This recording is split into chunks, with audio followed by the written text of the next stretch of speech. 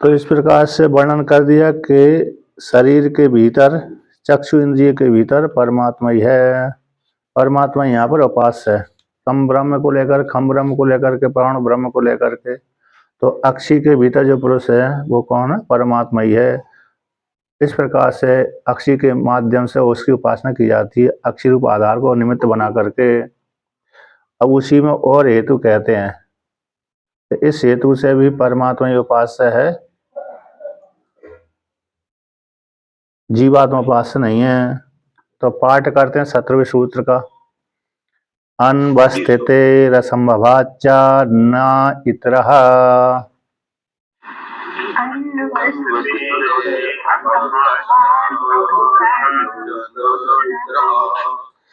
अनवस्थिते रसंभवाच्चा नेतरः।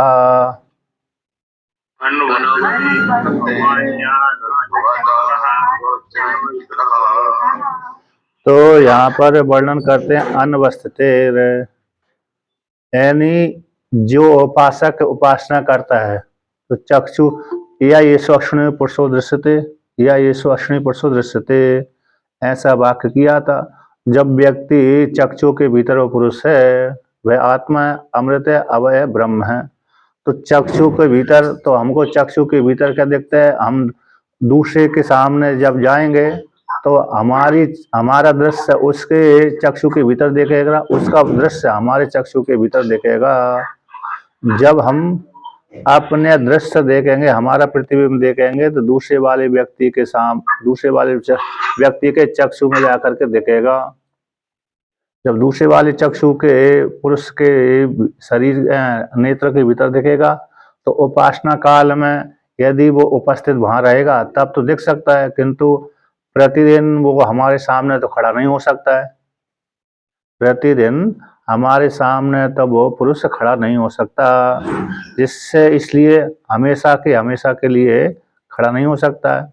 यानी एक दिन के लिए चलो मान लिया जाए, 1 घंटा के लिए, आधे घंटे के लिए खड़ा हो गया, लेकिन उपासना एक दिन की तो होती नहीं है, कई दिनों की होती है, इसलिए वो असंभव नहीं है। अतः सामने वाला पुरुष हमेशा ही खड़ा रहे उपासना काल में, ये संभव नहीं है, अवस्थित नहीं है। इसलिए उपासक की अक्षी में प्रतिबिंब का जो संपादक प्रतिबिंब भूत है, पुरुषांतर है, वो सर्वदा हमेशा उस पुरुष के जो सामने खड़ा नहीं रहता, जिससे वह उपासक उसके नेत्र में अपने प्रतिबिंब को देखे। और दूसरा बात है कि अमृत आदि गुण है, अमृत आदि जो गुण है, अमृत है, अभय है, ब्रह्म है, इत्यादि है। अमृत आदि जो गुण है वह छाया आदि, छाया में, जीवात्मा में ये संभव नहीं है। न देवता आत्मा में है, न छाया में है, न जीवात्मा में है। अमृत आदि जो गुण है, छाया देवता और देवता छाया में, जीवात्मा में और देवता में संभव नहीं है। इस हेतु से ब्रह्म से भिन्न यहाँ पर कोई दूसरा उपास्य नहीं है। ब्रह्म से भिन्न चक्षु के भीतर या ये स्वक्षणी पुरुषो दृश्य थे, तो चक्षु के भीतर जो पुरुष दिख रहा है ब्रह्म से भिन्न कोई दूसरा उपास्य नहीं है ना। तो कौन है? परमात्मा ही है। चक्षु के भीतर, चक्षु को निमित्त बना करके, चक्षु को आधार बना करके यहाँ पर ब्रह्म ही उपास्य है। उसी का यहाँ पर श्रुति ने उपदेश किया है। जीवात्मा का, छाया का, प्रतिबिंब का और देवता का, इनका यहाँ पर श्रुति ने उपासना रूप से उपदेश नहीं किया। इस प्रकार से वर्णन किया। अब भगवान भास्कर इसका व्याख्यान करते हैं।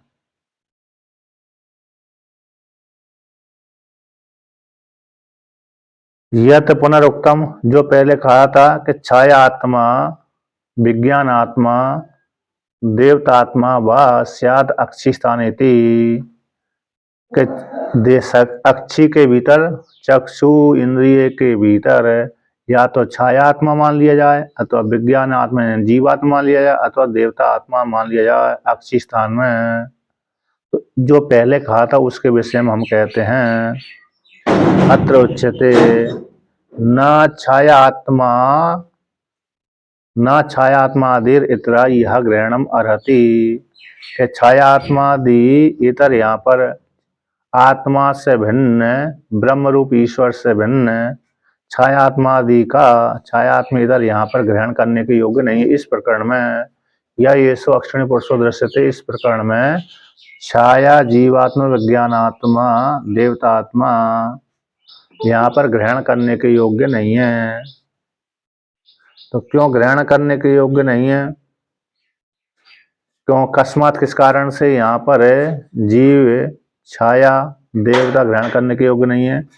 तो अनवस्थित है, तो अवस्थित न होने से।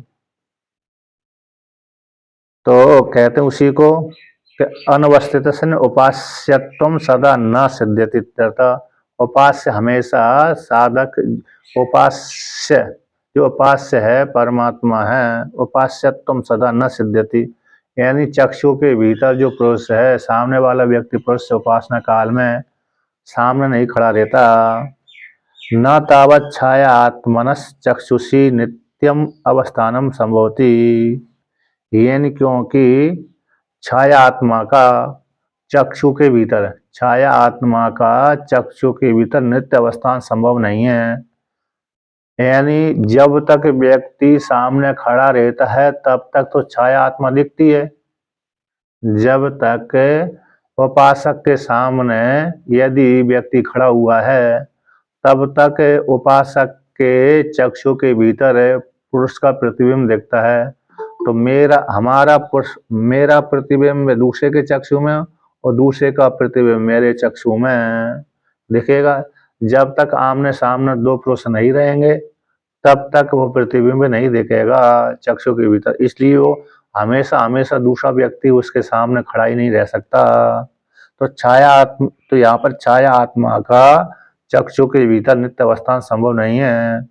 जैसे अब दिशा परिवर्तन करी, जैसे यहाँ पर हम देख रहे हैं अभी कहीं थोड़ी देर बाद दाएं बाएं मुड़ गए, दाएं बाएं मुड़ते ही वो चक्षु के भीतर दिखने वाला प्रतिबिंब समाप्त हो जाता है। इसलिए तावत छाया आत्मा का चक्षु के भीतर नित्य अवस्थान संभव नहीं है, क्योंकि यदा एव ही कश्चित पुरुषस्य चक्षुर आसीद इति तदा चक्षुषी पुरुष छाया दृश्यते।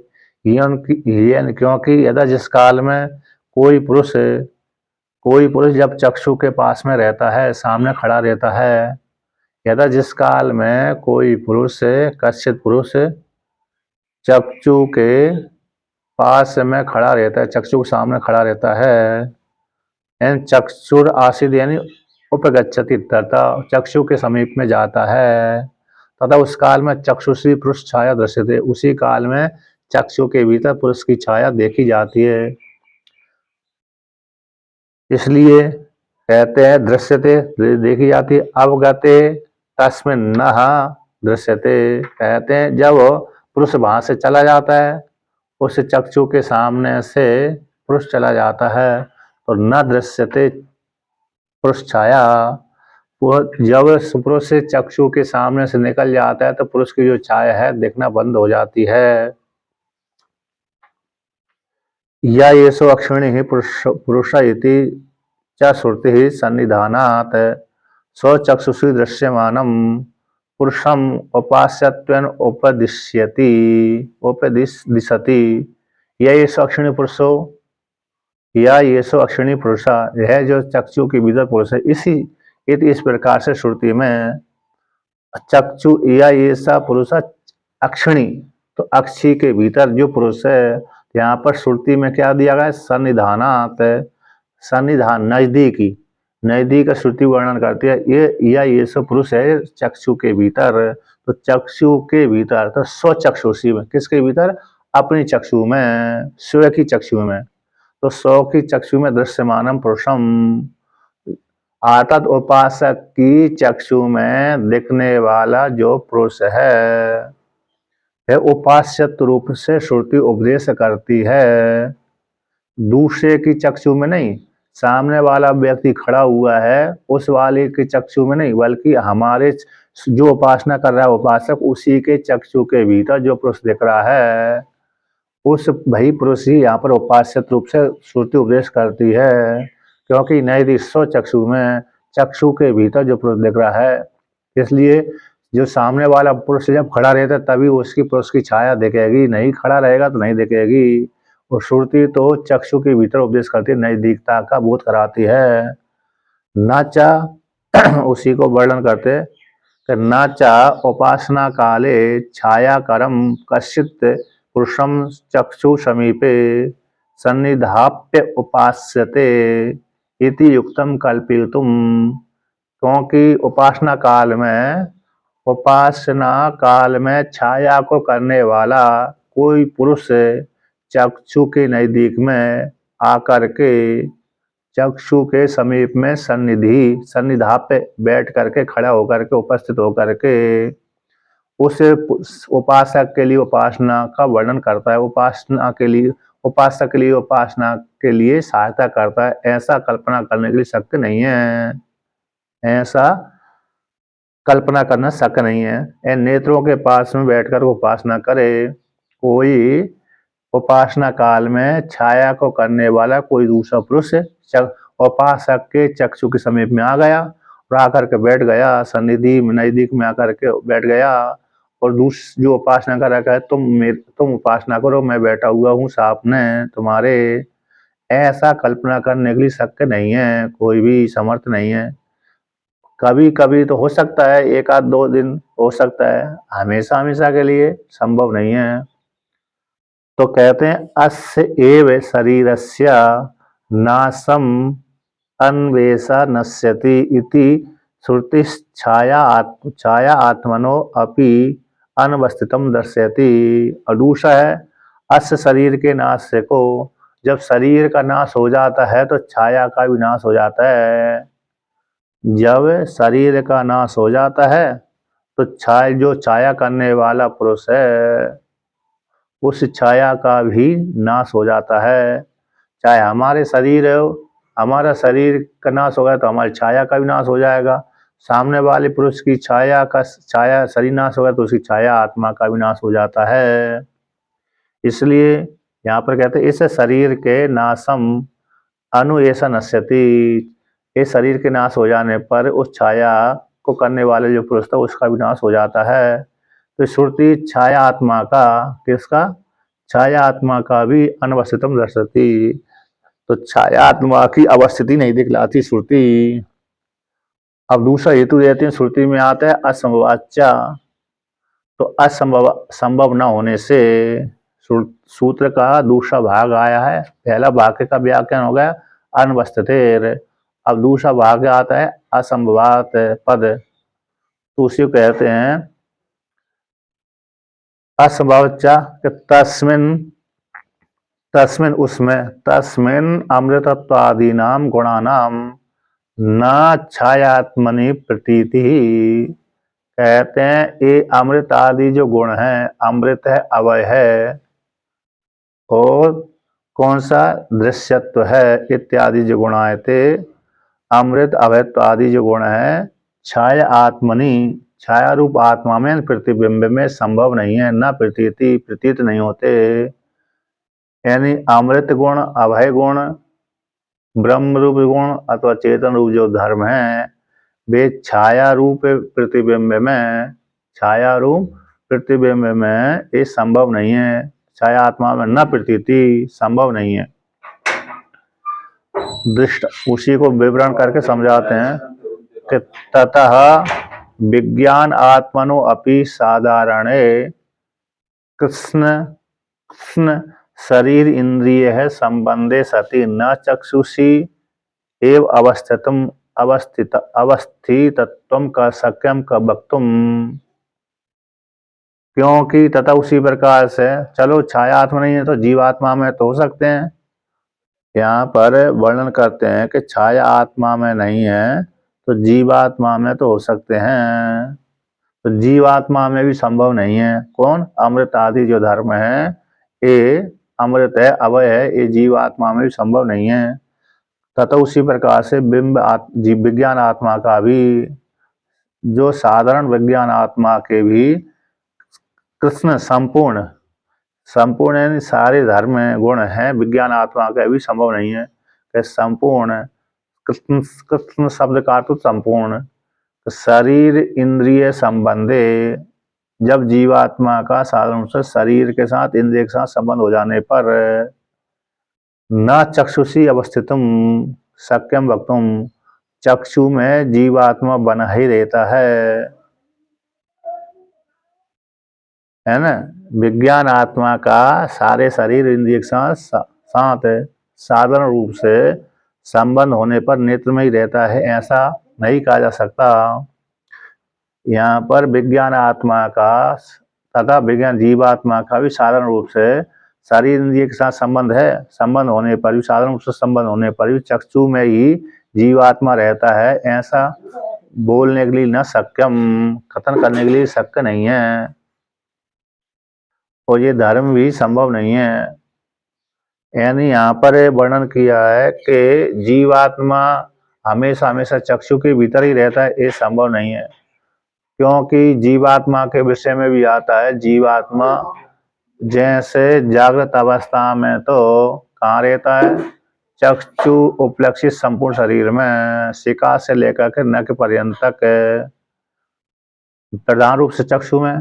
अब स्वप्न अवस्था में स्वप्न अवस्था में जीवात्मा कहाँ रहता है, हृदय नाम की नाड़ी में रहता है, और सुषुप्ति में कहाँ रहता है, हृदय देश में रहता है। तो इसलिए तीनों का जब जागृत अवस्था में तो चक्षु में मान लिया जाता है, चक्षु उपलक्षित सारे शरीर में, किंतु स्वप्न अवस्था में वह हिता नाम की नाड़ी में रहता है, क्योंकि वहीं पर स्वप्न देखता है पित्त के बढ़ जाने से, और सुषुप्ति अवस्था में तो हृदय देश में रहता है। इसलिए हम इस चक्षु के भीतर भी पुरुष नहीं रहता, जीवात्मा नहीं रहता, इसलिए जीवात्मा यहाँ पर उपास्य नहीं है।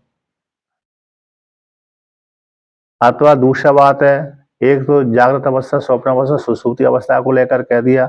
दूसरी है कि व्यक्ति जिस व्यक्ति जो जाति अंध व्यक्ति है, कौन है, जाति से ही जन्म से ही अंधा व्यक्ति है, अब उसके लिए तो चक्षु कोई उपयोग यही नहीं है, पर उसके लिए जीवात्मा कहाँ रहेगा।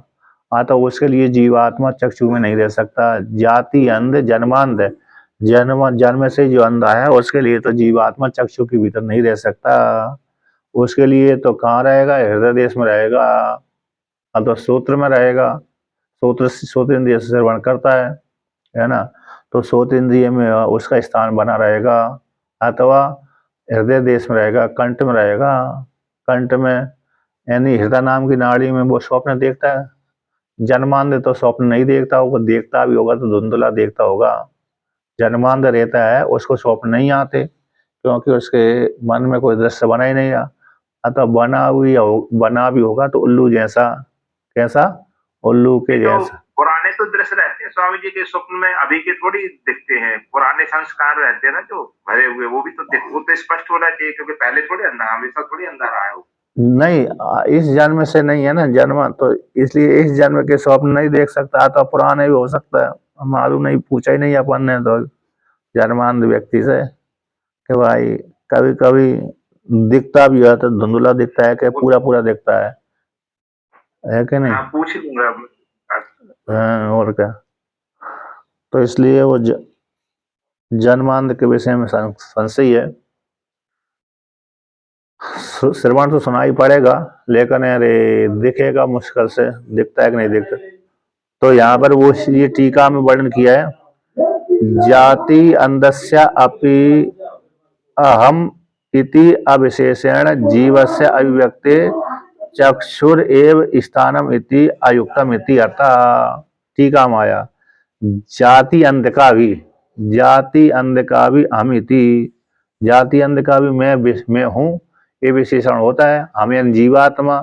तो ये जीव की अभिव्यक्ति का चक्षु स्थान है, जीव की अभिव्यक्ति का चक्षु ही स्थान है, ऐसा कहना ठीक नहीं है, अयुक्तम।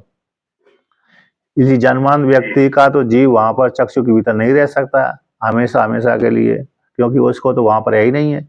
सामान्य जिसकी चक्षु है उसके तो ठीक मान लिया जाए, अब उसका अभी जागृत अवस्था में ही है, स्वप्न अवस्था में उसका भी नहीं है, सुषुप्ति अवस्था में भी नहीं है। इसलिए तो चक्षु वाले पुरुष के में भी चक्षु जो देख रहा है उसके भीतर भी जो जीवात्मा है, यानी तीनों शरीर में एक स्थान पर नहीं रहता। उसी प्रकार जन्मांध वाले व्यक्ति में भी चक्षु के भीतर नहीं रहता। इसलिए यहाँ पर चक्षु के भीतर जीवात्मा रहता है, ऐसी कल्पना करने की शक्य नहीं है। अब कहते हैं ब्रह्म भी उसी प्रकाश नहीं रहेगा, कहते ना ऐसी बात नहीं है। ब्रह्मणस्तु व्यापिनो अपि दृष्टः उपलब्धि अर्थो हृदयादि देश विशेष संबंध। किंतु जो ब्रह्म है, व्यापक जो ब्रह्म है, वो तो उपलब्धि के लिए देखा गया, जाना गया, स्वीकार किया गया है। हृदय आदि देश विशेष का संबंध उस परमात्मा की उपलब्धि के लिए जाना गया, स्वीकार किया गया है ना। इस प्रकार से जीवात्मा हमेशा छाया वहां पर नहीं रहता, चक्षु के भीतर नहीं रहता, किंतु ब्रह्म व्यापक, जो व्यापक ब्रह्म है, उस ब्रह्म व्यापक की देश विशेष कल्पना किसके लिए? उपासना के लिए है, उपलब्धि के लिए, उपासना के लिए है कि यहाँ पर रह करके ब्रह्म की उपासना कर सकते हैं, यहाँ पर रह करके ब्रह्म की उपासना कर सकते हैं। कुत्तेबार जी कुछ पूछना चाहते हैं क्या? नहीं, हम ये चाह रहे, हम जाने थे जैसे रामभद्राचार्य जी हैं, हाँ, आंखों से तो देख नहीं सकते, लेकिन इतना ज्ञान उनके पास कैसे? ये हम बस। तो ज्ञान तो श्रोतेंद्रिय करा रही है ना, श्रोतेंद्रिय। अच्छा, ये उनके नेत्र, अंधों के नेत्र श्रोतेंद्रिय होते हैं, जी तो उनकी उनकी बुद्धि बड़ी तीव्र होती है, जो अंधे व्यक्ति होते हैं। अच्छा, काफी तीव्र है और नहीं नहीं, याददाश्त बहुत अच्छी। याददाश्त, अंधों की याददाश्त बहुत तेज होती है, लेकिन सभी अंधों की नहीं होती, सारे अंधों की। अच्छा, अरे सारे विद्वान थोड़ी होते हैं, बहुत से मुंह ऐसे ही रहते हैं सामान्य व्यक्ति। अंधे भी सारे विद्वान नहीं होते, ये तो कोई कोई विद्वान होता है ना। ये पूरी बहुत सारे कंठस्थ रहते हैं, पूर्व जन्म की स्मृति रहती है। पूर्व जन्म की स्मृति, मतलब यही है कि वो उपासना का ही फल है। मतलब जिसका जो अभी जैसे रामभद्राचार्य विद्वान है, लेकिन अन्य दूसरे अंधे देखिए नहीं है, उनकी प्रसिद्धि नहीं है, किसी किसी की प्रसिद्धि है, किसी किसी की नहीं है। तो ये भी वो चक्षु खुलते हैं, कर्म चक्षु ना रहने से अंतर चक्षु खुल सकते हैं प्रयास से। अब वो सही साधना का फल है, साधना करेगा तो है, किस है ना, साधना नहीं करता तो। कुछ बोलते थे पहले कि एक गुण इनमें ज्यादा होता है, ऐसा कुछ। इनकी श्रोतेंद्रिय मतलब स्मरण शक्ति तेज रहती है, स्मृति स्मरण शक्ति। इसलिए जो आज मिला हुआ है, आज मिल गए, जिसको आज संवाद हुआ है, कई दिनों तक याद बना रहेगा। वो कंठस्थ धारण करने की शक्ति, कंठस्थ इनका खूब तेज रहता है, क्योंकि अब व्यक्ति जब चलता है तो इनको श्रोतेंद्रिय के माध्यम से देखते हैं ये, तो मैंने कितने कदम चल दिए, कितने कदम नहीं चल दिए। अंधेरे में भी जाएंगे ना तो सटीक उसी स्थान में पहुंच जाएंगे, सटीक। जैसे मैं चित्रकूट में रहता था, तो वहां पर एक महात्मा जी, वैष्णव महात्मा जी अंधे थे। अब प्रतिदिन वो अलकना उसमें मंदाकिनी नदी में स्नान करने जाते थे, चाहे वो दिन को जाए चाहे रात को जाए, सटीक स्थान पर ही पहुंचते थे, डंडा से खट खट खट करते करते, है कि नहीं। तो थोड़ी इसलिए पूरे वहां अब 3 4 5 6 महीना में रहा उनके साथ साथ उसी आश्रम में। तो अंधे व्यक्तियों के लिए वो दंड को सहारा लेकर के ठीक ठीक स्थान पर पहुंच जाते थे। भोजन काल में भोजन के पास पहुंच जाते थे, स्नान का आरती समय आरती मंदिर पहुंच जाते थे। तो ऐसा नहीं कि वो अरे उनका आश्रम इस रोड किस पार है और मंदाकिनी उस पार थी, रोड पास करना पड़ती थी उनको, और घाट उतरनी पड़ती थी, समतल भी घाट नहीं था, सीढ़ियां बनी हुई थी, तो इसलिए फिर भी वो पहुंच जाते थे खट खट खट खट करे। इसी उनकी जो इस स्मरण शक्ति बड़ी तीव्र रहती है। तो आगे कहते हैं कि समानस्य विज्ञान आत्मनि अपि अमृतादीनाम गुणानाम असंभव। तो यहाँ पर वर्णन करते हैं कि उसी प्रकार से विज्ञान आत्मा में, जीवात्मा में भी अमृत आदि गुणों का समान ही असंभव है। जैसे छाया आत्मा में अमृत आदि गुण नहीं है हमेशा हमेशा, अमृत आदि गुण तो उसने छाया आत्मा में ही नहीं, उसी प्रकार जीवात्मा में उसी प्रकार से जी है कि नहीं। तो इसलिए यहाँ पर कहते हैं अमृत आदि गुणों का असंभव है। यद्यपि अब आगे कहते हैं यद्यपि विज्ञानात्मा परमात्मनो अनन्येव, यद्यपि यहाँ पर कहते हैं परमात्मा के साथ जीवात्मा अनन्य भाव से ये अनन्य है, भिन्न नहीं है। जीवात्मा परमात्मा से भिन्न नहीं है।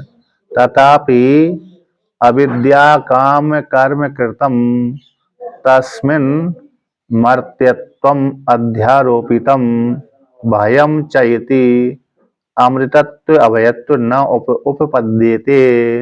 कहते हैं यद्यपि विज्ञानात्मा का जीवात्मा, यद्यपि जीवात्मा का परमात्मा के साथ अनन्य है, तथापि फिर भी जीवात्मा कैसे अविद्या काम कर्म से युक्त है। अविद्या है, काम है, कर्म कृतम, तस्मिन् जीवात्मनि, उसमें उस जीवात्मा में अविद्या काम कर्म कृत, अविद्या कामना, अविद्या हो गई, अज्ञान हो गई, कामना हो गई और कर्म हो गए, इनके माध्यम से संयुक्त होने के कारण उस जीवात्मा में मर्त्यत्व अध्यारोपितम, मर्त्यत्व धर्म आरोप हो जाता है कि मरता है जीवात्मा, उत्पन्न जन्म लेता है, मरता है। और भयम चा, इसलिए भय भी उत्पन्न हो जाता है। भय का भी भय धर्म भी, भय गुण भी जीवात्मा में आरोप हो जाता है, क्योंकि जीवात्मा डरता रहता है, भय भी करता रहता है, अभय भी हो जाता है। जहाँ पर सुरक्षा देख लेता है वहां पर अभय हो जाता है, और जहाँ पर सुरक्षा नहीं देख पाता वहां पर भय बना रहता है। इसलिए उस जीवात्मा में मर्त्यत्व धर्म भी आरोप है और भय भी आरोप है। इसलिए तो मर्त्यत्व है तो इसलिए अमृत नहीं होगा, भय होगा तो इसलिए अभय नहीं होगा। चैति अमृतत्व अभयत्व जीवात्मनि न उपपद्यते, उत्पन्न नहीं होते। और दूसरा वर्ग है संयद वामत्वादया, संयद वामत्वादयश्च एतस्मिन् अनैश्वर्याद अनुपन्ना एव है। तो संयद वामा है ना, संयद वामा भामनी भामनी बामनी बामनी बामनी भामनी संयद वामा, ये जो तीन गुण आए थे ये ईश्वर में संभव है, जीवात्मा में नहीं है। तो संयद वामत्वादया ये गुण हैं एतस्मिन् जीवात्मनि, जीवात्मा में उत्पन्न नहीं हो सकते, क्योंकि ऐश्वर्य वाला न होने से, अनैश्वर्य जीवात्मा तो कैसे अनैश्वर्य वाला होने से अनुपन्न एव गुण, अनैश्वर्य वाला होने से, क्योंकि ये संयद वामा आदि जो धर्म है, गुण है, ये ईश्वर में ही संभव है, जीवात्मा में संभव नहीं है। हम होना इस जीव के लिए संभव नहीं है, क्योंकि संयद वामा आदि है सम्यक रूप से गच्छति, और भामनी बामनी एक तो कर्मों के फल को भोगाता है, एक के कर्मों के फल को ले जाता है, धोता है, प्रकाश रूप से अवस्थित रहता है इत्यादि उसका अर्थ किया था। सम्यक रूप से प्राप्त कराता है, जीवात्मा को कर्मों के फल का भोग भोगाता है, प्रकाश रूप से अवस्थित रहता है, इत्यादि जो गुण है ये अनैश्वर्य वाली जीवात्मा होने से उसमें उत्पन्न नहीं हो सकते। देवता में तो हो सकते हैं, देवता भी कैसे संयद वामा कहलाते हैं, यानी उसमें अष्टैश्वर्य उनमें देवताओं में बनी रहती है। देवताओं में भी अष्टैश्वर्य रहती, जैसे योगी में अष्टैश्वर्य शक्ति रहती है, तो दूसरे को फल दे सकते हैं, है ना, एक देश से दूसरे देश को ले जा सकते हैं, कर्मों के फल को भोगा सकते हैं देवता। तो इसलिए संयद वामा आदि जो धर्म है देवताओं संभव हो जाएंगे, तो उसी को लेकर कहते हैं कि ना उनमें भी नहीं है। देवता आत्मनस्तु रश्मि भेर ऐसा अस्मिन् प्रतिष्ठता इति श्रुति यद्यपि चक्षुषी अवस्थानम स्यात् तथापि आत्मत्वं तावत् न संभवति पराग रूपत्वात्। कहते यद्यपि देवता का रश्मियों के माध्यम से चक्षु के भीतर बैठे रहते हैं, जिस इंद्रियों को कहते जो इंद्रिय है उसका अभिमानी देवता उसके साथ अभिमान देवता उसके साथ तारक संबंध उसका बना रहता है। तो इसलिए चक्षु के माध्यम से, रश्मियों के माध्यम से चक्षु के भीतर देवता बैठ जाता है। तो बैठ जाते इसलिए श्रुति से यद्यपि तो इसी चक्षु के भीतर देवता है। तो यद्यपि चक्षु के भीतर चक्षु में देवता का अवस्थान है, तथापि लक्ष्मियों के माध्यम से चक्षु के भीतर देवता बैठा रहता है, इस श्रुति के माध्यम से। यद्यपि चक्षु में अवस्थान श्रुति के द्वारा वर्णन किया गया, तथापि फिर भी उस देवता में आत्मत्व न संभवती। देवता में कैसे आत्मत्व धर्म संभव नहीं है।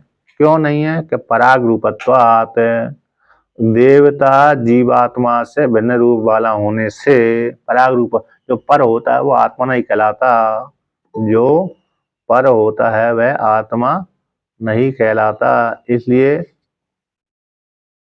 इसलिए क्या हो गया कि देवता आत्मा में भी ये संभव नहीं है, यानी आत्मा न होने से अमृत नहीं है। देवता पर रूप है, तो पर रूप है तो पर से तो पर ही भिन्न ही रहेगा, तो भिन्न रहेगा तो फिर अरे उसमें अमृतत्व अभयत्व कैसे आएगा? अमृतत्वादि कहते अमृतत्वादयोपि न संभवती। आत्मत्व नहीं है तो पराग रूप होने से आत्मत्व धर्म नहीं आया। देवता पर रूप होने से, भिन्न होने से, तो देवता हमारी आत्मा नहीं हो सकती। उसी पर आत्मा न होने से, या येषो अश्विनी पुरुषो दृश्यते सा आत्मा, सा ऐसा आत्मा एतद अमृतम अभयम इत्यादि वाक्य आता था। तो ये था जो आत्मा को लेकर खंडन कर दिया कि आत्मा, देवता आत्मा हमारी आत्मा नहीं है। उसी प्रकार से अमृत आदि भी न संभवती। देवता अमृत अभय भी नहीं है, अमृत भी नहीं है और अभय भी नहीं है। अमृत आदयो अपि न देवता आत्मनि संभवंती। तो अमृत आदि जो धर्म है देवताओं में भी संभव नहीं है। क्यों नहीं है? उत्पत्ति प्रलय श्रवणात्, देवताओं में उत्पत्ति और प्रलय सुनी गई है। देवता भी उत्पन्न होते हैं और मर जाते हैं। देवता भी कैसे होते हैं? उत्पन्न होते हैं और मरते हैं। इसलिए उत्पन्न होने वाले मरने वाले होने से तो यहाँ पर कहते हैं इसलिए देवता भी अमृत अभय नहीं है। हाँ, सापेक्ष अमृत अभय है, लेकिन हमेशा हमेशा के लिए देवता अजर अमर नहीं रहते हमेशा हमेशा के लिए, और अभय भी नहीं रहते हमेशा हमेशा के लिए। शरीर से युक्त होकर के हमेशा हमेशा अमर भी नहीं रहते, और शरीर से युक्त होकर के हमेशा हमेशा के लिए अभय भी नहीं रहते। जब दैत्य आक्रमण कर देते हैं तो भय उनको उत्पन्न हो जाता है।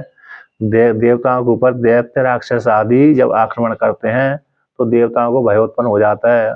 और देवताओं ने जो अमृत पान किया वो सीमित ही है, उनका अभी अमृत है। जब तक उनका पद है तब तक वो अमर बने रहेंगे, अजर अमर बने रहेंगे। जैसे पद समाप्त हुआ तो उनको त्याग करना पड़ता है, उस पद का छोड़ना पड़ता है शरीर को। इसलिए देवता भी अमृत नहीं है, अभय नहीं है, उत्पत्ति प्रलय श्रवण किए जाने से। इसलिए आत्मा भी नहीं है। देवता कैसी आत्मा भी नहीं है। चक्षु के भीतर देवता जो रहता है वो जीवात्मा, जीव की आत्मा नहीं है। अमृतत्वम अपि देवानां चिरकाल अवस्थान अपेक्षम। तो कहते हैं देवता में जो अमृत आदि धर्म आया है वह चिरकाल अवस्थान की अपेक्षा को लेकर के, कि हम लोगों की आयु की अपेक्षा देवताओं की आयु ज्यादा होती है। इसी हेतु से उनको हम लोग कह देते देवता अजर अमर कहलाते हैं, है ना। देवता अमर कहलाते हैं, देवता अमर होते हैं, अजर अमर होते हैं, ऐसे लोक में प्रसिद्धि है। तो किसकी अपेक्षा को लेकर के? चिरकाल आयु की अपेक्षा को लेकर के ही।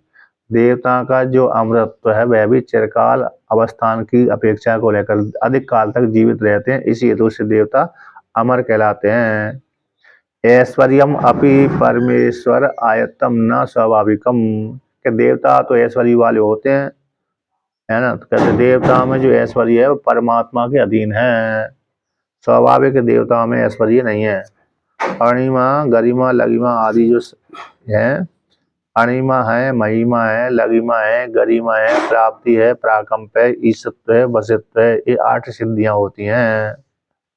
अणु हो जाना, विभु हो जाना, अणु होने की शक्ति, अणिमा शब्द अणु होने की शक्ति, महिमा शब्द विभु होने की शक्ति, लगिमा, है ना, और अणिमा लगिमा, अणिमा हो गई, महिमा हो गई, लगिमा लघु होने की शक्ति, गरिमा भारी होने की शक्ति, और प्राप्ति चंद्र आदि को हाथ से छूना, प्राकंप यानी सत्य संकल्पता, ईशत्व यानी सब भूतों का स्वामी होना, वशित्व यानी सब भूतों को वश में करना, इत्यादि जो अष्ट सिद्धियां होती हैं ये देवताओं में ये भी ईश्वर के अधीन ही होती हैं। किसके अधीन? ईश्वर के अधीन ही होती हैं, परमेश्वर के अधीन होती हैं, स्वाभाविक नहीं है। इसलिए तो ईश्वर देवताओं की उत्पत्ति सुनी जाती है और अमृत आदि ऐश्वर्य आदि है जो देव ईश्वर के अधीन है। चक्षु सूर्य अजायत है, सूर्य अस्तमेति थी, ये वाक्य आते हैं देवताओं के उत्पत्ति प्रलय में ना। चक्षु सूर्य अजायता ये श्रुति आई थी और सूर्य अस्तमेति थी इत्यादि वाक्यों के माध्यम से देवताओं की उत्पत्ति और प्रलय सुनी जाती है और देवताओं में जो ऐश्वर्य है वो ईश्वर के अधीन है। इसलिए न देवता अजर अमर है और न देवता ऐश्वर्य वाले हैं हमेशा हमेशा के लिए, और न ही अमर हैं, सापेक्ष अजर अमर कहलाते हैं। उनकी ऐश्वर्य भी उसी प्रकार सापेक्ष ही है, उसी को लेकर कहते हैं। देवताओं में देखो भय के लिए श्रुति वर्णन करती है कि देवता अभय इसकी नहीं है, किसी दूसरे देवता डरते रहते हैं। तो भीषा अस्मद वातः पवते, भीषा उदेति सूर्यः, भीषा अस्मद अग्निश्च चेन्द्रश्च मृत्युर्धावति पंचमः इति मंत्र वर्णात। भीषा इन भय से, किसके भय से? अस्मद ईश्वर के भय से, वातः वायु पवित्र बहती रहती है, पूर्ण पवने पवित्र करती रहती है। ईश्वर के भय से, अस्मा शब्द ईश्वर का वाचक, इस ईश्वर के भय से वायु चलती है, पूर्ण पवने पवित्र करती हुई चलती है। बात वायु क्या करती है? चलती रहती है। भीषा उदित सूर्य, सूर्य भगवान इस परमात्मा के भय से उदित होते हैं। भीषा अस्माद इंद्रश्च अग्निश्च मृत्यु धावती पंचमा, इसी परमात्मा के भय से अग्नि देवता है, चंद्रमा देवता है, जो पांचवी मृत्यु देवता है, दौड़ लगाती रहते हैं इत्यादि, यानी अपने अपने कार्य करते हैं। किसी ईश्वर के भय से देवता अपने अपने कार्य करते रहते हैं। तो ईश्वर का से भय को, तो इसलिए ईश्वर के भय से इसलिए देवता अभय नहीं है। तो जो आया ना, एतद आत्मा अमृत है अभय है, तो देवता भी अमृत नहीं है, सापेक्ष उनका अमृत है, और अभय भी नहीं है, क्योंकि ईश्वर से भयभीत होकर के अपना अपना ठीक ठीक कार्य करते रहते हैं। यदि ईश्वर का भय न माने तो देवता स्वतंत्र हो जाएंगे, किंतु ईश्वर का भय मानते हैं। ईश्वर यदि जब देवता उनसे भय मानना बंद कर देते हैं तभी उसको दंड मिल जाता है देवता आदियों को। इसलिए ईश्वर के भय से ही देवता तत्कार्य करते हैं ठीक ठीक, एक सेकंड भी देरी नहीं करते। ऐसे सूर्य भगवान एक सेकंड भी देर से उदित होगा ऐसी बात नहीं, देर से अस्त होगा ऐसी बात नहीं है। जो समय निर्धारित किया गया ईश्वर ने उसी प्रकार से क्रम से उदित होता है, क्रम से अस्त होता है। तस्मात् परमेश्वर एव आयम अक्षिस्थान प्रत्येतभ्य, इसलिए परमेश्वर ही, कौन है? परमेश्वर ही चक्षु के भीतर है। आयम है इसी चक्षु स्थान के भीतर है, परमेश्वर ही स्वीकार कर लेना चाहिए। अभी मत था 8 बजे 8 बज गए 10 मिनट वाला। तो देखिए, तो यहाँ पर कहते हैं परमेश्वर ही अयम अक्षिस्थानम प्रतितव्यम, इसलिए परमेश्वर ही चक्षु के भीतर है, परमेश्वर ही स्वीकार कर लेना चाहिए। परमेश्वर की यहाँ पर उपासना है।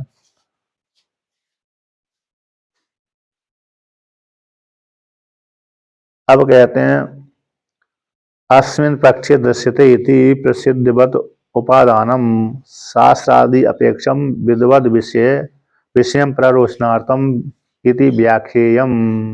कहते भाई श्रुति ने कहा है या ये अक्षिणी पुरुषो दृश्यते, तो दृश्यते तो ईश्वर तो दिखता नहीं है, परमेश्वर तो दिखता नहीं है, पर कैसे आप कह रहे हो कि परमेश्वर को मानना चाहिए।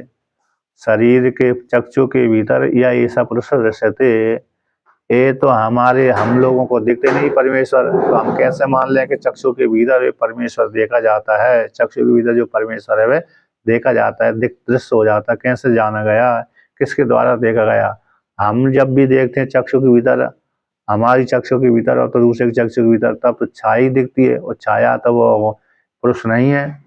तो आप कह रहे हैं चक्षु के भीतर पुरुष है और देखा जाता है, तो हमसे तो नहीं देखा जाता, तो किसके द्वारा देखा जाता है कि अश्विन पक्ष में, ईश्वर पक्ष में ये दृश्यते घटता है। प्रसिद्ध के समान, जैसे प्रसिद्ध के समान उपादानम ग्रहण किया गया है, तो प्रसिद्ध जैसे दूसरे व्यक्ति के चक्षु के भीतर प्रतिबिंब दिखता है, तो जैसे प्रतिबिंब दिख जाता है उसी प्रकार से जो देखा गया पुरुष है, जैसे हम देवदत्त यज्ञदत्त को देखते हैं, जैसे हम देवदत्त यज्ञदत्त को देख लेते हैं, तो उसी प्रकार से शास्त्र के द्वारा देखा गया कि चक्षु के भीतर पुरुष है। हम लोग जब देखते हैं तब तो हमारे भीतर हम तो प्रतिबिंब को ही देखते हैं, हमको तो क्या दिखेगा, प्रतिबिंब दिखेगा। किंतु शास्त्र ने देखा है कि चक्षु के भीतर पुरुष रहता है, वह पुरुष कौन है, परमेश्वर है। इसलिए प्रसिद्ध जैसे देवदत्त यज्ञदत्त का शरीर प्रत्यक्ष देखता है हम लोगों को, अथवा चक्षु के भीतर हम किसी दूसरे का अपना ही प्रतिबिंब दूसरे के चक्षु के भीतर देख लेते हैं, अथवा देवदत्त यज्ञदत्त को हम सामने देख लेते हैं। जैसे इसका सामने दृश्य को हम ग्रहण करते, प्रत्यक्ष ग्रहण करते हैं, उसी प्रकार से शास्त्र की अपेक्षा को लेकर के विद्वान को विषय होता है। विद्वान को विषय करने वाला प्ररोचन करने के लिए, है ना, शास्त्र ने देखा गया कि चक्षु के भीतर पुरुष है, वो विद्वान का विषय है, अज्ञानी का विषय नहीं है। तो विद्वत विषय जो है उसकी रुचि पैदा करने के लिए इस प्रकार से व्याख्यान कर लेना चाहिए। आतस चक्षु के भीतर पुरुष ही उपास्य है, ईश्वरी उपास्य है, जीवात्मा उपास्य नहीं है। टीका में कहा दर्शन में अनुभव, दर्शन जो अश्विन पक्ष में ईश्वर पक्ष में घटता है, तो यहाँ पर किस प्रकार से कि देख शास्त्र के द्वारा देखा गया है। टीका में आया है तीसरी पंक्ति कि तस्य शास्त्र में, तस्य उसका यानी पुरुष का, शास्त्र में तस्य उनका परमेश्वर का ही, परम पुरुष रूप परमेश्वर का ही शास्त्र में श्रुतस्य सुना गया, शास्त्रीकरण है। तो शास्त्र में श्रुतम, शास्त्र में श्रुत जो पुरुष का, तो श्रुत शास्त्र में देखा गया है, तो शास्त्र आदि अपेक्षा को लेकर के, तो यहाँ पर उसी का पंक्ति है कि श्रुतस्य शास्त्रम एवं करणम कल्प्यम, शास्त्रीकरण है। कौन शास्त्र के द्वारा शास्त्र कैसे देखता, शास्त्र जड़ है, शास्त्र ही वेद रूप शास्त्र ही वो करण कहलाता है। तो वेद रूप शास्त्र ही करण साधन कहलाता है। वेद रूप साधन के माध्यम से जाना गया है कि चक्षु के भीतर पुरुष देखा गया है। इसलिए तस उस ईश्वर के विषय में शास्त्र में सुना गया है, तो यही शास्त्रीकरण है। इस प्रकार कल्पना करने चाहिए सन्निधानार्थ नजदीकी के माध्यम से। तो इसलिए पुरुष वेद ने व्याख्यान किया है, तो वेद ने खत्म किया गया चक्षु के भीतर पुरुष है, इस प्रकार से तो चक्षु के भीतर है, इस प्रकार से उपासना करके साधक उस पुरुष रूप परमात्मा को जान लेता है। तथा शास्त्र कर्ण को विद्वान अनुभव है, तो शास्त्र रूप साधन के माध्यम से विद्वान अनुभव कर लेता है। इसलिए उपासना की स्तुति के लिए उच्चते, उपासना की स्तुति प्ररोचन करने के लिए, रुचि पैदा करने के लिए, उपासना के लिए, तो शास्त्र रूप हेतु के माध्यम से विद्वान इस पुरुष को अनुभव कर लेता है। तस्माद उपकौशल विद्या वाक्य, इसलिए जो उपकौशल विद्या है, इसलिए तस्माद उपकौशल विद्या वाक्य उपास्य ब्रह्मणे समन्वितम इति सिद्धम। तो उपकौशल जो विद्या है वो विद्या किसके विषय में आई है कि उपास्य ब्रह्म को विषय करने वाली है। उपकौशल विद्या वाक्य उपास्य ब्रह्म में समन्वित होता है। तो आता जीव की विद्या नहीं है, उपकौशल जो विद्या है जीव की विद्या नहीं है, छाया आत्मा की विद्या नहीं है, और पुरुष और जीव और देवता की विद्या नहीं है, बल्कि ईश्वर की विद्या है। तो ईश्वर ही यहाँ पर उपास्य है, ब्रह्म रूप ईश्वर ही उपास्य है। यहाँ पर अभी जो प्ररोचन शब्द का अर्थ है अभिरुचि के लिए अथवा उपासना की स्तुति के लिए। इस प्रकार से व्याख्यान उपकौशल विद्या वाक्य का इस प्रकार से व्याख्यान कर लेना चाहिए। अब आगे वर्णन करते हैं। अब ऐसा कथन करने के पश्चात कौन सा आ गया, बृहदारण्यक उपनिषद आ गया। कौन सा उपनिषद, बृहदारण्यक उपनिषद को लेकर के यहाँ पर व्याख्यान आता है। अंतर्यामी ब्राह्मण। जैसे पहला बृहदारण्य उपनिषद में 6 अध्याय हैं, प्रथम अध्याय, द्वितीय अध्याय, तृतीय अध्याय, चौथा अध्याय, 5वां अध्याय, 6ठा अध्याय। पहला और दूसरा अध्याय तो आगम अध्याय कहलाता है, और तीसरा चौथा तर्कपाद कहलाता है, और 5वां 6ठा खिलकांड कहलाता है। पहला अध्याय और दूसरा अध्याय आगम वाक्य, तर्क आगम वाक्य, और तीसरा चौथा तर्कपाद है, और 5वां 6ठा खिलकांड है ना। तर्क कांड, आगम कांड, तर्क कांड, खिलकांड, खिले शेषवा। तो तर्क कांड में तर्कपाद है ना, तर्क कांड में आया है। तो याज्ञ जनक राजा ने एक बार यज्ञ किया, तो एक बार यज्ञ किया तो बहुत से ब्राह्मण को इस यज्ञ में आमंत्रण किया। तो बहुत से उस यज्ञ को देखने के लिए, भाग लेने के लिए बड़े बड़े ब्राह्मण आए, बड़े बड़े आचार्य आए। तो बड़े बड़े आचार्य ब्राह्मण आए, तो जब आचार्य ब्राह्मण आए तो उन्होंने राजा ने विचार किया कि मेरे यज्ञ में बहुत से विद्वान आए हैं, बहुत से विद्वान आए जिनको विषय में प्रसिद्धि है कि ये ब्रह्मवेत्ता है, ये ब्रह्मवेत्ता, ये ब्रह्मवेत्ता है। तो क्यों ना इनकी कौन सबसे श्रेष्ठ ब्रह्मवेत्ता है, परीक्षा ले लेनी चाहिए, जिससे मैं उनके प्रति ज्यादा श्रद्धाभाव करूं। अब सीधा सीधा तो मैं नहीं पूछ सकता हूँ कि तुम सबसे श्रेष्ठ ब्रह्मवेत्ता हो, कि तुम छोटे ब्रह्मवेत्ता हो, कि तुम बड़े ब्रह्मवेत्ता हो। ऐसा पूछूंगा तो नाराज हो जाएंगे। इसलिए उसने विचार किया कि किस प्रकार से इनकी परीक्षा ले ली जाए, किस प्रकार से कौन श्रेष्ठ है, उनके प्रति विशेष आदर हो जाएगा, सम्मान हो जाएगा। और सामान सभी का सम्मान तो है ही है, लेकिन विशेष रूप से उसकी पूजा हो जाएगी। ऐसा विचार करके उसने मन में कल्पना करके तो उसने घोषणा कर दी कि मैंने, आप सभी विद्वान हैं, ब्रह्मवेत्ता हैं, किंतु मैं जानना चाहता हूँ, मैं 1000 गाय, जो 1000 गायों को यहाँ पर रखता हूँ, और ये ब्रह्मवेत्ता का वो धन है। किसका धन है? ब्रह्मवेत्ता का। जो इसकी पैरों में अथवा सींगों में इतना इतना सोना, पैरों में सींगों में इतना इतना सोना स्वर्ण जड़ा हुआ है। ये जो गाय, जो ब्रह्मवेत्ता हो, इन गायों को ले जाए। जो भी ब्रह्मवेत्ता हो 1000 गायों को ले जाए, जो सोने से, जिसकी सींगें सोने से जड़ी हुई हैं, इस प्रकार से। तो ऐसा उसने कह दिया, जनक राजा ने घोषणा कर दी। अन्य गायों तो उसने क्या कर दिया, अन्य गायों को तो जंगल में चरने के लिए भेज दिया, किंतु 1000 गायों को रख लिया, जिन गायों को ब्रह्म का धन, ब्राह्मणों का धन घोषित कर दिया था। इसलिए अब सारे ब्राह्मण कहने लगे, सारे ब्राह्मणों के बीच में कर दिया। तो सारे ब्राह्मणों ने कहा, यदि हम कह देते हैं मैं ब्रह्मवेत्ता हूँ, तो ब्रह्मवेत्ता है तो मैंने ब्रह्म को जाना है, प्रत्यक्ष देखा है, तो ऐसा कहने पर मैं अज्ञानी हो जाऊंगा, है ना। मैंने ब्रह्म को देखा है, मैंने ब्रह्म को जाना है, इस प्रकार यदि मैं बोलता हूँ तो फिर हमें अज्ञान हो जाऊंगा। ब्रह्म तो मनवाणी का विषय है नहीं है। अब यदि इस प्रकार से, फिर कौन, यद्यपि सब जानते हैं कि हम ब्रह्मवेत्ता हैं, फिर भी बोल नहीं सकते मनवाणी का विषय न होने से। तो वहां पर जनक राजा की सभा में जितने भी ब्राह्मण थे, वो सारे, किसी ने नहीं बोला कि मैं ब्रह्मवेत्ता हूँ, मैं ब्रह्मवेत्ता हूँ। याज्ञवल्क्य ऋषि ने देखा कि कोई ब्राह्मण बोल ही नहीं रहा। जब कोई नहीं बोल रहा तो फिर राजा समझेगा कि सारे अज्ञानी है, मैंने इनको जितना सम्मान आदि दिया है ब्राह्मणों को, ये तो कोई उत्तर दे नहीं रहा। तो तो जनक राजा सोचेगा ये तो सारे अज्ञानी हैं, तो ब्राह्मणों की अपमान हो जाएगा। इसलिए याज्ञवल्क्य ने अपने शिष्य से कहा, ये शिष्य, इन 1000 गायों को गुरुकुल में ले चलिए। हे शाम सर्वा, तुम इन गायों को अपने गुरुकुल में ले चलिए।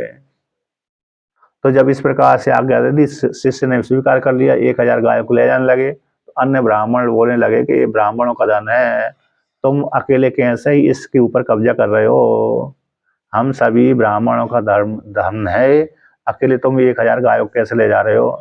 तो याज्ञवल्क्य ने उत्तर दे दिया, भाई मैं ब्राह्मण को मेरे आश्रम में मैं गुरुकुल चलाता हूँ, विद्यार्थी रहते हैं, विद्यार्थियों को दूध की आवश्यकता होती है पान करने के लिए, इसलिए विद्यार्थियों के निमित्त से मैं ले जा रहा हूँ। मैं आप सभी ब्राह्मणों को धन नहीं छीन रहा, बल्कि मेरे को तो आवश्यकता है इस धन की, इसलिए मैं लेकर जा रहा हूँ। हाँ, यदि आपको कोई संशय हो तो मेरे से प्रश्न कर सकते हैं। मैं अपने को ब्रह्मवेत्ता घोषित नहीं कर रहा, फिर भी यदि आपको संशय है कि ब्रह्म ज्ञानी नहीं है तो आप मेरे से प्रश्न कर सकते हैं, मैं प्रश्न के अनुसार उत्तर दूंगा। फिर उसी में से वहां पर है, प्रश्न करते करते कई ब्राह्मणों ने जो जो प्रश्न किया तो उनको उत्तर दे दिया, उनको याज्ञवल्क्य ने उत्तर दे दिया। तो जिसको उत्तर दे देता था याज्ञवल्क्य ऋषि, वो हार जाते थे, पराजित हो जाते, स्वीकार कर लेते थे। तो बाद में उसी प्रसंग में कौन आया, आरुणि पंचम, यहाँ पर है ना 5वें, मतलब यहाँ पर आया याज्ञवल्क्य 5वें अध्याय, आरण्य क्रम से 5वें अध्याय है, आरण्यक क्रम से 5वें अध्याय, उपनिषद क्रम से तो तीसरा ही अध्याय है। तीसरे अथवा 5वें अध्याय में तो याज्ञवल्क्य का और आरुणि उद्दालक का संवाद है ना, किसका, याज्ञवल्क्य का आरुणि उद्दालक का संवाद है। तो वहां पर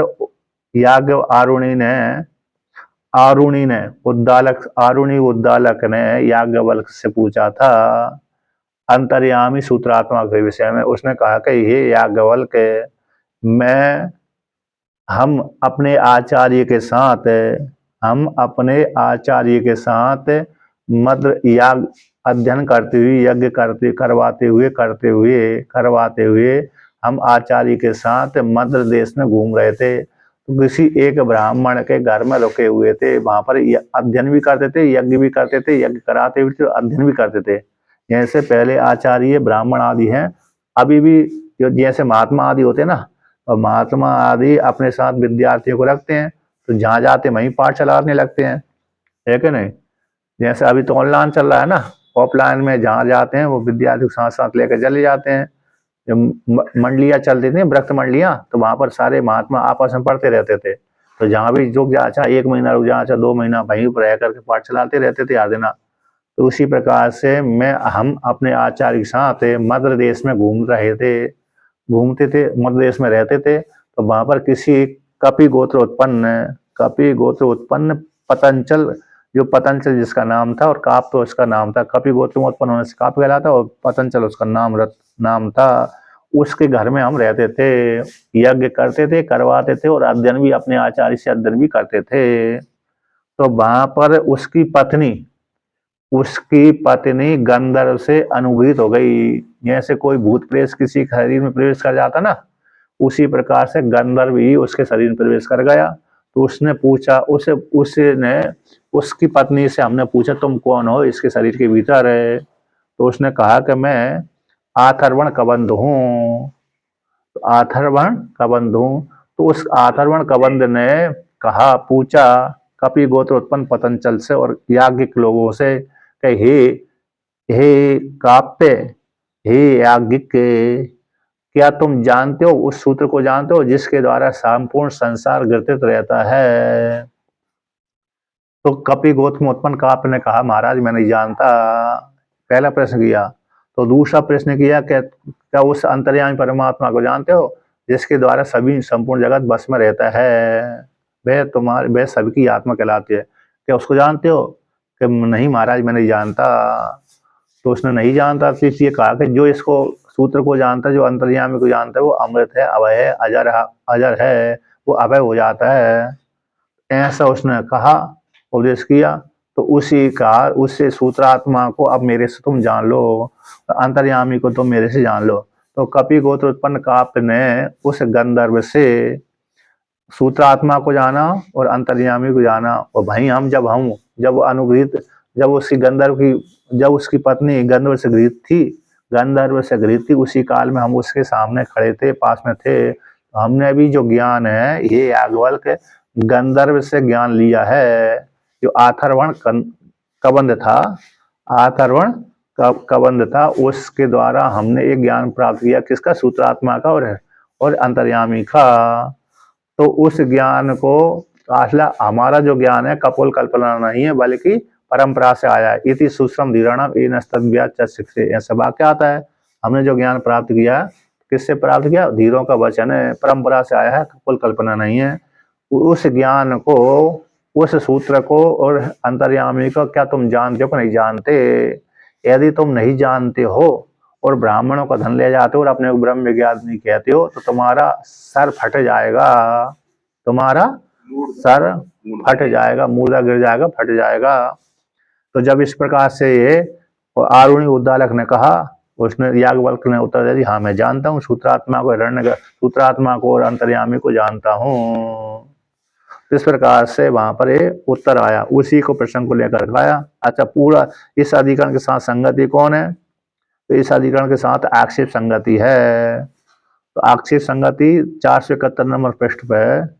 तो जैसे यहाँ पर अशरीर आत्मा का, अशरीर जैसे पूरा अधिकरण में, पूरा अधिकरण में चक्षु के भीतर पुरुष रहता है, पूर्व अधिकरण में चक्षु के भीतर पुरुष रहता है। उसी प्रकार इस अधिकरण में अशरीर आत्मा का नियंत्रित्व संभव असंभव के द्वारा संशय होता है। तो पूर्व अधिकरण में तीसरी पंक्ति है, 471 नंबर की तीसरी पंक्ति, पूर्वत्र अधिकरण में ईश्वर का अक्षी स्थानत्व सिद्धि के लिए, पूर्व अधिकरण में ईश्वर का अक्षी स्थान सिद्ध कर दिया तो सिद्धि के लिए। उसी प्रकार से यहाँ पर भी पृथ्वी आदि स्थान में यहाँ पर क्या, पृथ्वी आदि स्थान में परमात्मा अवस्थित है, ये दृष्टांत है। जैसे पूर्व अधिकरण में चक्षु के भीतर परमात्मा को उपास्य रूप से गृहीत किया गया था, उसी प्रकार से इस अधिकरण में भी पृथ्वी आदि शरीर के भीतर परमात्मा रहता है, ये दृष्टांत है। इसी दृष्टांत में को निमित्त बना करके, इसी दृष्टांत वाक्य को निमित्त बना करके ईश्वर परत्व, तो ईश्वर कहते पृथ्वी के भीतर कैसे ईश्वर रह सकता है? जैसे चक्षु के भीतर पुरुष रहता था पूरा अधिकरण में, अब इस अधिकरण में क्या आता है? पृथ्वी आदि के भीतर परमात्मा रहता है और पृथ्वी जिसका शरीर है, पृथ्वी जिसकी नहीं जानती, इत्यादि वाक्य है। इसको दृष्टांत के रूप से, इस वाक्य को दृष्टांत रूप से स्वीकार किया है। तस उसी दृष्टांत वाक्य का ईश्वर के प्रति ईश्वर परक है, ये दृष्टांत वाक्य से ईश्वर परक है। उस ईश्वर परक के विषय में आक्षेप किया जाता है कि कैसे पृथ्वी के भीतर परमात्मा शासन करता है, कैसे पृथ्वी के भीतर रहता है और पृथ्वी के भीतर रह करके पृथ्वी जिसका शरीर है और पृथ्वी जिसके नहीं जान पाती, पृथ्वी को ऊपर शासन करता है, वह आत्मा है, अमृत है, अभय कैसे हो सकता है? इस प्रकार से आक्षेप करके समाधान किया जाता है। इसलिए पूर्व अधिकरण के साथ इस अधिकरण की आक्षेप संगति बैठती है। तो कौन सी संगति है? आक्षेप संगति। अक्षी के भीतर पुरुष ईश्वर रूप से उपास्य था, उसी को दृष्टांत रूप से यहाँ पर यह आया कि अंतर्यामी परमात्मा शरीर के भीतर, पृथ्वी के भीतर है। उस शरीर के भीतर कैसे रह सकता है परमात्मा? पृथ्वी के भीतर कैसे रह सकता है? ऐसी उस दृष्टांत वाक्य को ईश्वर के प्रति आक्षेप बना करके आक्षेप संगति करते हैं कि आक्षेप है कि ईश्वर पृथ्वी के भीतर कैसे हो सकता है, शासन कैसे कर सकता है, अंतर्यामी कैसे हो सकता है। इसलिए पूरा अधिकरण के साथ इस अधिकरण की आक्षेप संगति बैठ गई। अब आगे का पाठ फिर अंतर्यामी अधिकरण का पाठ पर कल करेंगे। उपनिषद को